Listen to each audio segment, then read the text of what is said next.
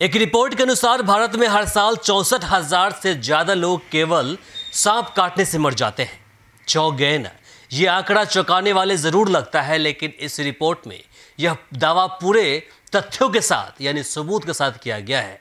इससे भी ताज्जुब की बात यह है कि पूरी दुनिया में सांप काटने से मरने वालों की कुल संख्या का 80% भारत से है। कुछ समय पहले भारत में जॉर्ज इंस्टीट्यूट फॉर ग्लोब के एक public health specialist doctor Saumyadeep Bhowmik के बयान को एक दैनिक अखबार ने छापा है। उनके अनुसार 22 देशों के शोधकर्ताओं के एक ग्रुप की ओर से किए गए एक हालिया अध्ययन के अनुसार भारत में हर साल 64,000 से ज्यादा लोगों की मौत सांप काटने से होती है। यह पूरी दुनिया में सांप काटने से होने वाली मौतों का लगभग 80% हिस्सा है। अध्ययन से पता चला है कि उत्तर प्रदेश के बाद मध्य प्रदेश और राजस्थान में सबसे ज्यादा सांप के काटने से मौतें हुई है। लेकिन इन विशेषज्ञों का कहना है कि रिपोर्ट न किए गए मामले के कारण वास्तविक संख्या अधिक होने की संभावना है। सबसे चौंकाने वाली बात यह है कि एक्सपर्ट के अनुसार सांप के जहर से लोग बच सकते हैं, लेकिन इसके प्रति फैली अंधविश्वास से ज्यादा लोग मर रहे हैं। ग्रामीण इलाके में इसकी दवाई कराने से पहले आज भी लोग ओझा गुनी करवाते पहले हैं, फिर बाद में डॉक्टर के पास पहुंचते हैं। जब पीड़ित व्यक्ति की हालत बिगड़ने लगती है तो उसे इलाज के लिए अस्पताल ले जाते हैं, जहां समय पर इलाज नहीं होने के कारण उसकी मौत हो जाती है। इसे लेकर महानगर मुंबई स्थित Haffkine institute for training research and testing की निदेशक निशिगंधा नायक की एक बयान छपी है। वे कहती है कि भारत में सांप काटने से हर 10 मिनट में एक व्यक्ति की मौत हो जाती है। यह औसत दुनिया में सबसे ज्यादा है। दिलचस्प की बात यह है कि सांप काटने से होने वाली मौतों के सरकारी और गैर सरकारी आंकड़े में जमीन आसमान का अंतर है। सरकारी आंकड़ों के अनुसार ऐसे मामले में हर साल लगभग 2300 लोगों की मौतें हो रही है, लेकिन विशेषज्ञों का कहना है कि ऐसी ज्यादातर घटनाएं ग्रामीण इलाकों में होती है और अक्सर इसकी सूचना पुलिस या अस्पताल को नहीं दी जाती है, तो इसलिए सही आंकड़ा छुप जाता है। आज मैंने इस विषय पर चर्चा इसलिए किया क्योंकि अंधविश्वास को अंजाम देते मैंने अपनी आंखों से देखा।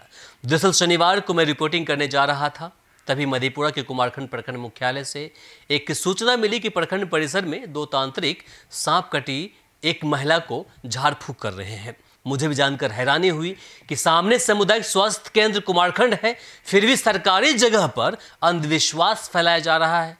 तो समझने और समझाने के लिए मैंने अपने एक सहयोगी के साथ वहां पहुंचा। सबसे पहले ऑफ कैमरा वहां मौजूद लोगों से मैंने बातें की।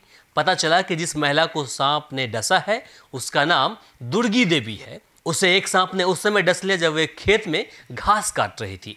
वे प्रखंड कुमारखंड के ही एक पंचायत रौता के हरिबोला गांव की रहने वाली थी। वहीं एक तांत्रिक का नाम शमसुल हुदा और दूसरे का नाम बीनो मल्लाह था। दोनों आसपास के ही रहने वाले थे। वो महिला को झाड़ फूंक कर रहे थे। जब मैंने वहां मौजूद लोगों से सुई दिलाने को लेकर बातें की तो वे बोलने लगे कि टिटनेस की सुई दी गई है। डॉक्टर ने 4 घंटे तक इंतजार करने को कहा है।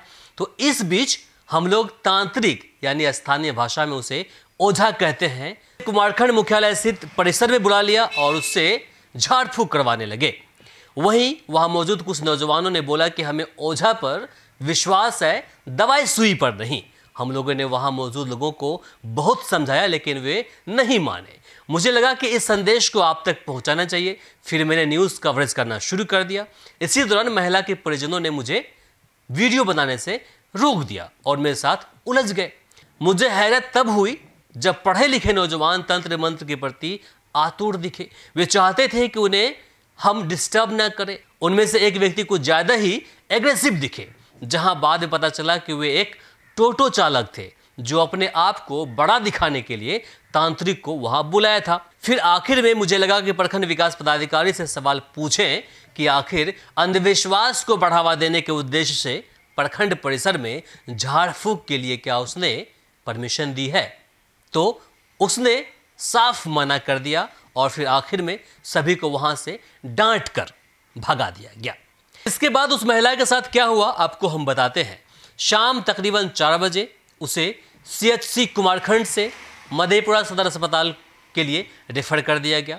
डॉक्टर को लगा कि इसकी हालत बिगड़ रही है, तो उसने बेहतर इलाज के लिए उसे सदर अस्पताल मधेपुरा रेफर कर दिया। हालांकि जब मैंने रात को 10 बजे के आसपास उस महिला के एक परिजन से बातें की तो उनका कहना था कि वहाँ पर दवाई चली है और दवाई चलने के बाद महिला अस्थिर है और खतरे से बाहर है। तो अभी आपने देखा कि किस प्रकार से फैलाए जा रहे अंधविश्वास को रोकते समय एक पत्रकार से उनके परिजन उलझ गए और किस तरह से डॉक्टर के सामने एक ओझा को, झाड़ फूक करने वाले तांत्रिक को बड़ा बता दिया। और कुछ समय बाद जब डॉक्टर के पास वापस लौट के वो लोग गए तो डॉक्टर को लगा कि इसकी हालत बिगड़ रही है, क्रिटिकल हो रही है, तो उसने आखिर में बेहतर इलाज के लिए उसे सदर अस्पताल मधेपुरा भेज दिया। तो आप सभी से मेरा यही निवेदन है, आग्रह है कि अगर आपके साथ इस तरह घटनाएं घटित होती है, कहीं किसी को सांप डस लेता है, बिच्छू डस लेता है, कोई जहरीला चीज़ या फिर जहरीला जानवर काट लेता है, तो कोशिश कीजिए कि ओझा गुनी उसे मत करवाइए, झाड़ फूक मत करवाइए, उसे सीधे ले चलिए डॉक्टर के पास में। वहाँ पर एंटीडॉट्स देते हैं, वो इंजेक्शन देते हैं। उस इंजेक्शन के लगने के बाद उसके शरीर में जो भी विष होता है, जहर होता है, उसको ख़त्म कर देता है। वहीं अगर आप लेट जाएंगे, 3 घंटे के बाद जाएंगे, तो वही इंजेक्शन काम नहीं करेगा और फिर वही व्यक्ति मर सकते हैं। यही वजह है कि हमारे देश के अंदर हर 10 मिनट में एक व्यक्ति की मौत सिर्फ सांप डस लेने से हो जाता है। क्योंकि ग्रामीण इलाके में आज भी एंसेंट यानी प्राचीन ज़माने में, पुराने ज़माने में लोग ज़िंदगी जी रहे हैं। सभी का मानना है कि जिस प्रकार से पहले हम लोग डॉक्टर के बिना ही झाड़ फूक कर लिया करते थे, तो आज भी झाड़ फूक कर लिया करेंगे। लेकिन उन्हें पता होना चाहिए कि ज़माना बदल गया है, खान पान बदल गया है, आजकल जो जहर है लोग बर्दाश्त नहीं कर पाते हैं।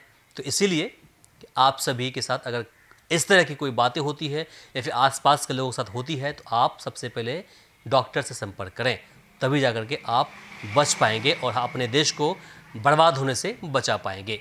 बाकी इसे लेकर के आपकी क्या प्रतिक्रिया है कमेंट बॉक्स में लिखकर ज़रूर बताएं और मुझे बताएं कि क्या कुमारखंड मुख्यालय परिसर में जिस प्रकार से वो लोग झाड़ फूक कर रहे थे और हम वहाँ रोकने के लिए गए थे, उनसे सवाल करने के लिए गए थे, उसे समझाने के लिए गए थे, तो क्या लगता है कि हमने गलत किया? ये बात भी कमेंट बॉक्स में लिखकर ज़रूर बताएं।